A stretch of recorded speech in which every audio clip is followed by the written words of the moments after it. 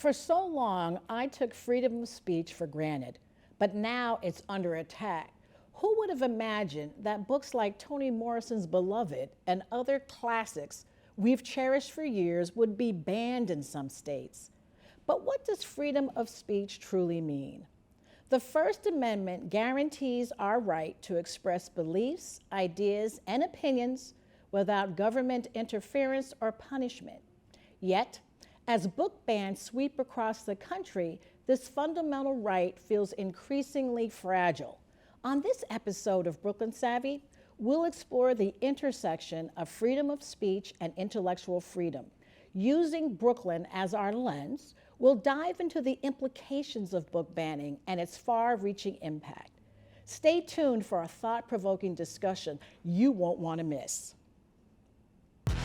I wanted to create a safe space to have uncomfortable yet transformative conversations that move people, amplifying the voices of those who are underrepresented and who inspire positive change. I'm Toni Williams, and this is Brooklyn Savvy. Welcome to Brooklyn Savvy. Now, when I was first thinking about doing this show on book banning, I said, gee, the Brooklyn Public Library has done so much. And then I started thinking, when I was on the board of the Brooklyn Public Library, I remember we spent a lot of time talking about the Carnegie branches. And then I realized that I knew Kenneth Miller. So how can we have a discussion around libraries and book banning without the great-grandson of Andrew Carnegie? He did have a passion for books and for libraries. He was teased and even mocked for wanting to give a library to every man, woman, and child in the country. Why did he want to do that? Well, he felt that it was important for communities to give the same opportunities to new arrivals and to youth that he himself had experienced. The only way he could sue for his rights was to write a letter to the local newspaper and ask them to open the library to all the working boys of Pittsburgh. And he did that, and it was opened. He used the library, Colonel Anderson's library, and for somebody who had no formal education past, the 5th grade, right, he profited enormously, of course, from that. So what would you say about his values from there? Meaning, I think you told me that 2,500 libraries he helped to fund? Yeah, 2,509. There are 3 things to keep in mind about a library. One is that it's a community center. He negotiated very specifically with each community as to both the size and the location and the budget that were appropriate for the population of that neighborhood or that town.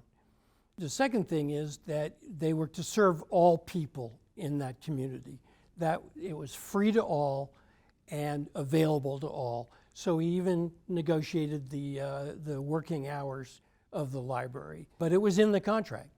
And finally, the idea that new arrivals to this country would have some place to go to get the survival tools that they needed to succeed in a new culture and a new environment was critical for him. And so both the collection and the services provided by the library were intended to serve all cultures, all languages, as much as possible. In the 1890s, when the program was really building up, that was one of obviously the most active times for immigration that the country has ever known. The libraries became a safe haven for people, not just the children, but the parents, to come and acculturate. So how do you feel, Nick, that influences the democratic values that we have today? Having a library, as Kenneth says, it's a sort of an institution that exemplifies in a physical form what democracy actually looks like in practice. So we talk a lot about protecting democracy, but democracy is also a verb. You have to participate in the institutions that are sort of like embedded in these values of inclusion, access, intellectual freedom, reading what you want is the topic of conversation today. Making sure that everyone is welcome, no matter how old you are, your background, how tall you are, how much money you make, whatever. Everyone is invited into sharing this space and sharing the resources, the books on the shelves that you find there with everyone else in that community. And I always feel like the latent power of the public library in particular is basically embedded in these democratic values of, like, everyone has the systems that they're sort of kind of ensnared in, and they can walk through the door of a public library and they can learn more about those systems, whether they're just or unjust, and oftentimes they are unjust. And then if you take it a step further, you look around at other people who are there who might be ensnared in the same kinds of system, and you can talk with them and build relationships with people. And then, if we're really doing our job, we're making the spaces and the resources available unfettered for people to even create new systems or dismantle the old ones and just sort of like build things and change things in their communities. As like these spaces become more increasingly rare, public libraries are sort of like one of the last sort of examples of a democratic process in action. Now, I'm thinking about what we're dealing with now, which is the banning of books, right? Now, you are a professor at Medgar College, English and literature. What do you think is pushing or promoting this whole surge of book banning that we're now seeing? Well, you have to look at what's going on in our country around the erosion of democratic values, the push against DEI, the failure to recognize the complex diversity of the people in our culture. When you have a surge in books by Black writers and brown writers, they only let a couple in. You look at the New York Times book list, and you'll see surges when they have produced or published more Black writers and more brown writers. You saw that with the Black Lives Matter. If you looked at the New York Times booksellers list, you saw all of these books, most of them nonfiction. And then you looked several years later, and they're not there. You can maybe find one. There was a time when every issue made sure that there was at least one book reviewed by a Black or brown writer. That is no longer the case. So there's not the public outcry. And we're really, we're going back. We're in the midst of cultural wars. Mm-hmm. And the backlash from, I think, goes back to having a country that was, having a Black president, and then the reemergence of Trump, and then back. So we're suffering from a backlash. But at least people are trying to address it. But this is the cultural wars revisited. Well, I'd like to hear your thoughts about that question as well. Are you in agreement with Brenda, essentially?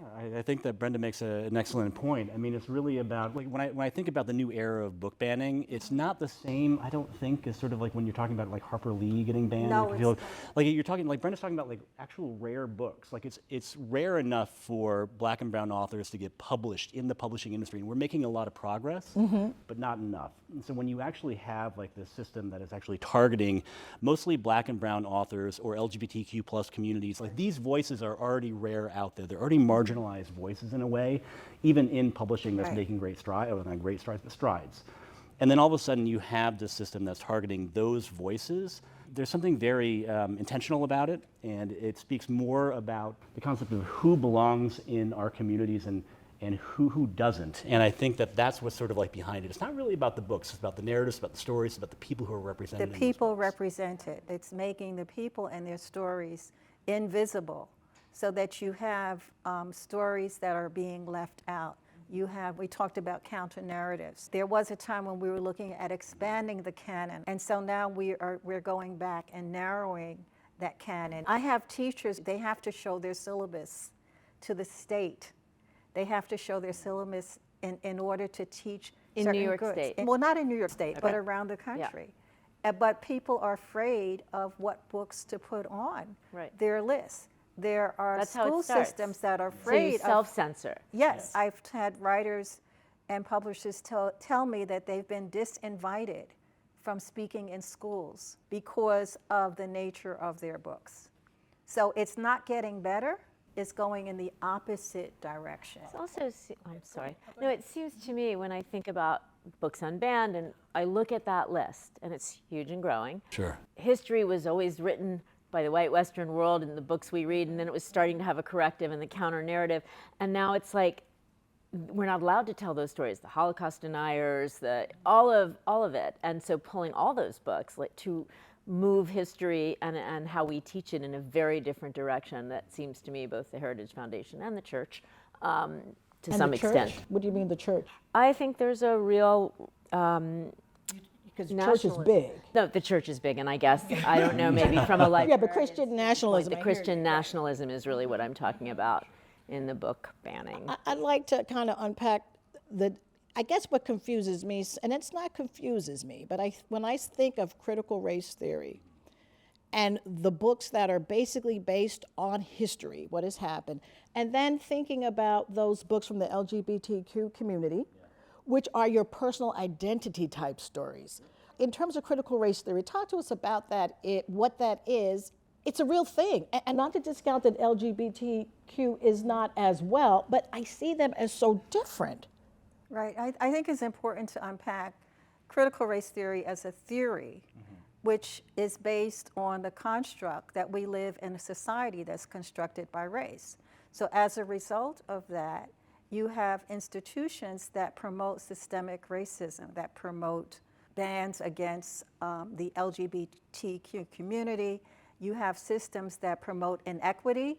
And so if you look at it as a theory, it's not the teaching of the books. Having books really is a way of recognizing that we have systems in our country that are preventing certain voices from being heard. And so when someone says, I'm against CRT or I'm against critical race theory, it's a theoretical construct. It helps you understand how race works in our society. And that is separate from preventing voices from being heard and preventing books from being published. And people have conflated that, and they're saying that they're against critical race theory. And we don't need critical race theory in the first grade or third grade. That's not what's happening. It's really There's disturbing. so much disinformation Yes. all around every aspect these days, but certainly in this arena. Can you, Well, you're describing a severe violation of the public-private contract that was established at the very beginning in this country. The violation goes both to the person and to the institution. These buildings are extensions of the home. They're dwelling places. I would never think of walking into your home or your church and blowing out a candle. A single book can change a life. And if you remove a book, you're violating a life. I love the point around ethical standing. Exactly. We all have the books that have changed our lives. We sort of like serendipitously found it on the shelf of a library, and all of a sudden we are a different human being afterwards, and it's so beautiful. I would argue too that like this is about pulling the books off the shelves, which is really about people's stories and who has a right to have their stories told, represented in public discourse or actually in our communities. But it's also about these public institutions, right? So the more pernicious thing is the year-over-year sort of erosion of funding. It's a year-over-year sort of erosion or like attack from certain groups and systems and things like that. Talking about how librarians are groomers and there's pornography in the library and all that kind of thing.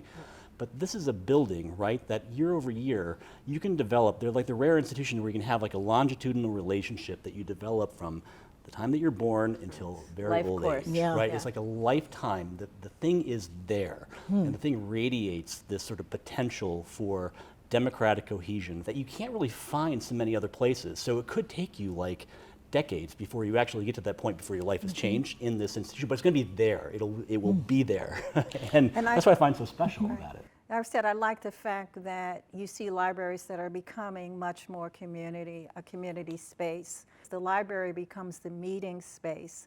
And there's so many people who don't have access to the library and access to the books. And then when you look in a society where our young people are not even reading books, That's what I was finding thinking, ways the to fact that they're connect them right. to the library Right, becomes more important, the digital library. So how do you connect people, and Hakeem Mahabudi talks about creating a book culture. He said we need a book culture because it's going to help people to become much more critical about what they're reading and to raise those questions and to move away from the disinformation and the misinformation. How do we arm ourselves? We do it with books. We do it by providing more spaces where young people can go. We do it by And feel finding safe. creative ways Right, to right. connect them to the library. So let's talk about the Book Unbanned program. I'd love to hear more about what you're doing and the impact that you're actually making nationally. Yeah, for sure. Listen, we're all very concerned about the new era of book banning and censorship, anti-CRT bills that are being, like the censorship bills that are being enshrined in different state legislatures across the country. We wanted to figure out how a big public institution like the Brooklyn Public Library could intervene, particularly for young people who oftentimes find themselves at the business end of these attacks. It's really about protecting the sort of idea about children. We build all these sorts of moral panics around sort of like books that they're reading and different things that they have access to. So we decided that there are a lot of kids in Florida, there are a lot of kids in Texas, there are a lot of kids in Louisiana who are really struggling right now. They're seeing the stories that mean something to them being pulled from the shelves and hidden from public view. So we just sort of asked the question, like, what would it mean if we just like gave a bunch of library cards to young people aged 13 to 21 all over the country? And we didn't get laughed out of the room so much, and like Brooklyn is what Brooklyn is, and we decided So you're not to breaking figure any it out. laws doing something like that? No, I mean we kicked the tires on a lot of things. We made sure that we were doing it right. We weren't doing it with any public funding here in Brooklyn. The people that we serve in Brooklyn are the people that we serve in Brooklyn.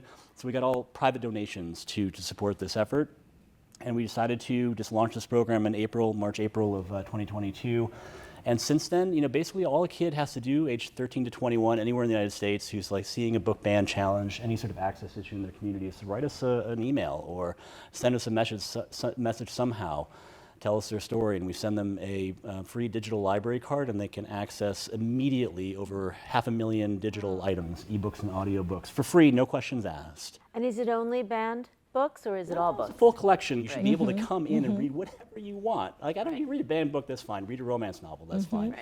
Read a cookbook, that's great. So when you have parents, because very often it's parents who are leading this movement against the banned books, and they're saying, I don't want my child reading this book because of the language or the themes, that young person in this program can write to you Yes. and get the book on their own. Yes. That is wonderful. That is wonderful, huh? You haven't been sued by any parents No, yet. predicated on this idea with like it actually has legal standing is that Right, right. it famously in a Supreme Court ruling that the child's rights do not do not end at the schoolhouse door. Right, I mean, right. children do have rights, First Amendment rights, Right. to access information as they see fit. Children have First Amendment. Sure. What about the parental advice? Just the thing about this with another hat now, with my a parent hat, and I think that isn't this banned book is dealing with school libraries, isn't it? Is it the public library or is it just the school's library? At first, you saw a lot of it was targeting school libraries, but it has expanded over the last couple of years to certainly impact public libraries. So I was just wondering, is there a way to call something restricted? Because we have parental advisories for everything. I mean, so isn't that a way to maybe mitigate some of this? We're doing a conference on middle grade and young adult authors for our National Black Writers Conference. Just finished reading Rita Williams Garcia, she does a lot of middle grade books. And in one of the books, there's a story where they're teaching, they're doing sex education in the class. And so they have to go reach out to the parents. And there's one parent from Nigeria who doesn't want her daughter to participate in it. She said, I'd rather do that on my own. I don't want that to be done in the school. What is happening is that I think you still have to have parental rights. You still have to bring parents and school administrators and teachers together to come up with the criteria, but you don't penalize the entire group and say all of these books are banned. You come up with ways to discuss and to come up with a way to address those parents who rather have their own control, but you don't you know, stigmatize a whole group. You know, I've had people say to me, oh, I wish my, you know, I'm not on the banned book list, because to be on the banned book list means you're raising some really political and yeah. But the banned book list is really problematic, because once you're banned, then you become a target. You become a target. The publishers are afraid to publish your books. You are disinvited from conferences. You are not on the school list. You're canceled in a lot of ways. You're canceled. You know, and you're then canceled. what happens to you economically? This is my concern. If Right. you're going to ban all of these black and brown authors because you don't like the content of their book, how do they earn a living? Meaning, how does that play into this, right? Yeah, it's really affecting them. And those who are writers, you know, it's really, really tragic, because our writers are the ones who are always on the front lines. Our writers and artists and poets are those who are first at raising our consciousness, you know, around what is important and what we should be looking at. I was at a concert last night with my son, who's a hip hop artist, and he said, Can you tell us who he is? his name is Talib Kweli, and he's known as an activist. And one of the things he did, there's two things he did. You said, I'm glad. I said, you're always teaching. He said, more important than now is a song I did with Black Star years ago called Knowledge of Self. It's so important to understand who you are, to understand your history. And so he played Knowledge of Self. And then he said, we have all of these issues going on with immigration. And we have to recognize the value that immigrants are bringing to our country with respect to music and culture. So I'm saying, you look at each moment, our artists, our writers, our teachers, our scholars, I think they do have a social responsibility. And you have to look at each moment as a teachable moment in this environment that we live in that's really eroding the democratic values. I agree with you and your son wholeheartedly, but I think it's really interesting. If you think back to the pandemic, when everyone was at home, what were we doing? What were the people who were not essential workers, who could be at home because of the pandemic? They were watching art, film, video, listening to music, reading, whether it was digitally or books in their house. I mean, they were accessing the library from a digital standpoint. And that's what records history, right or wrong. It's what we do, and it's the marker of our time. And I think it's so critical that this time, when historians, far from now, look back and talk about the banned books and the books unbanned, and they look back at I'm not a historian, so I don't know history well enough to say, like, this is cyclical, and we're now in this cycle, right, of retrenchment and fear. And, like, how is that going to look if we don't correct it, you know, moving forward? Well, I'd like to know, how do you challenge a book? It sounds like it was a small group of people that created this havoc, so to speak. Or how did it happen? Or how do you challenge a book? Every library, public library, should have a very well-articulated process if you want to challenge a book. What Brenda was saying, like, a parent has a right, or a community member has a right to engage in that conversation and engage in that dialogue with a public institution. And it's no different in Brooklyn. If you have a issue with something that's on the shelf, I can say, listen, I haven't read you might think I've read every single book on the shelf because I'm the chief librarian, but I haven't. You have a challenge from a book, you fill out a form, tell us that you've read the book cover to cover. Tell us what you have wrong with it, the page number, all that kind of thing. But I go to the library for something like that? I never would have thought. Okay. And then we have a team here in Brooklyn, we have a team of librarians who will go through the challenge and read the book cover to cover, have a discussion, have a debate, and if they decide to advance it up to me, if it's a challenge that they agree with, then they'll bring it to me and I'll kick the tires and I'll read the book cover to cover. Happen? It happens from time to time. It doesn't really happen all that often here in Brooklyn, but in other places they might not have. Yeah, I mean, in other places, so what's happening right now is, like, that process, that largely democratic and sometimes fairly boring and tedious process is being subverted by a small group of people, as you mentioned, who are going to a school board meeting, or going to a library board meeting, or standing in front of a reference desk and shouting at a librarian in the loudest voice they can to intimidate people, subvert the process, and make them fearful, and so they can just, like, take the book off and just, like, not have to worry about it anymore. And that's really what's happening. And some libraries don't even have that process in place. So when this started happening, we're, like, calling all of our friends, listen, you better have a challenge process in place, otherwise, I mean, it's coming for you. So we're going to have to wrap, but is there any particular, now you're the chief librarian of the Brooklyn Public Library, but this show goes beyond. So is there any advice or call to action that you would like to put out there as the chief librarian of the Public Library?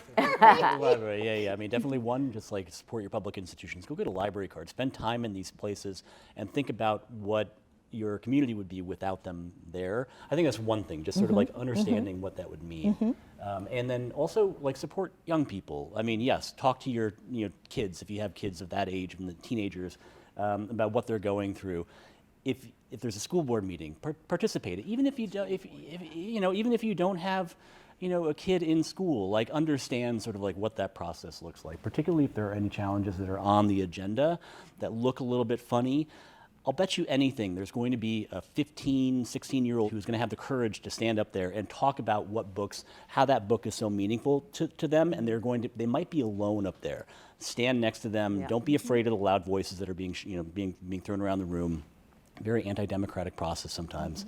And stand with young people and try to figure out sort of like what they're going through and make sure that you're there. You are the responsible adult in their community for them, and they might be feeling very much alone. Well, thank you so much for that. And thank you all for this really interesting discussion. And we will see you next time on Brooklyn Savvy.